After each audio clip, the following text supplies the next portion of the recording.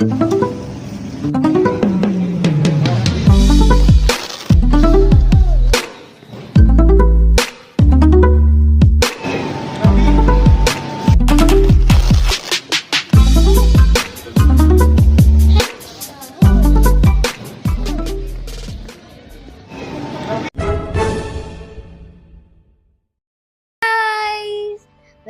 To mom and Ajju.